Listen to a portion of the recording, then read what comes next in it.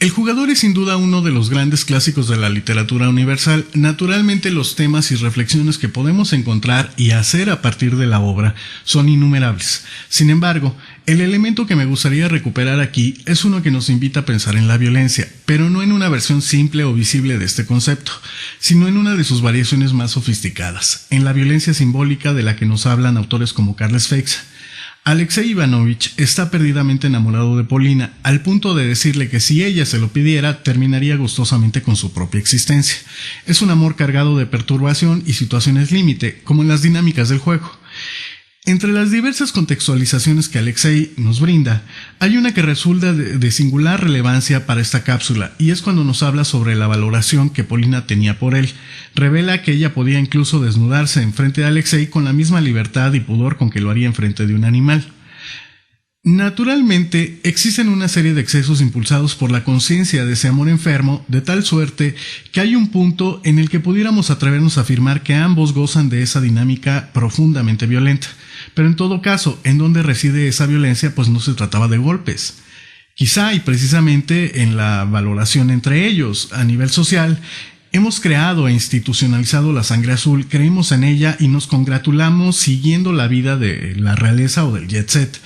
A lo largo de nuestras vidas nos tragamos el cuento de que entre nosotros hay razas, niveles, en fin, elementos de diferenciación para sobrevalorar a unos en detrimento de otros.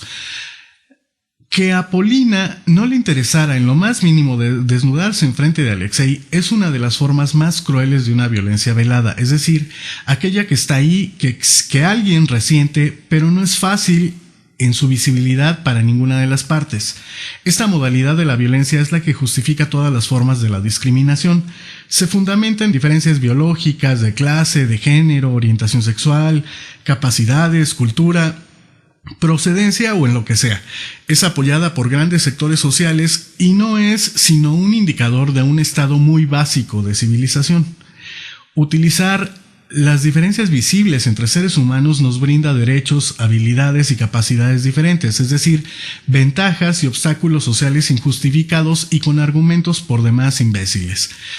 ¿Por qué debería existir la realeza o el jet set? ¿Por qué mantener a una bola de parásitos cuya única virtud es su descendencia sanguínea? Y lo peor, ¿por qué a la mayoría nos parece algo deseable? Cada que podemos utilizar influencias para obtener beneficios, lo hacemos sin ningún miramiento o reflexión moral, y creemos que no solo está bien, sino que debe ser motivo de orgullo. Con frecuencia pensamos que esto sucede por falta de educación, pero esta afirmación tiene más contraejemplos que ejemplos, ya que las formas de discriminación en los países desarrollados, así como entre las clases dominantes, son interminables.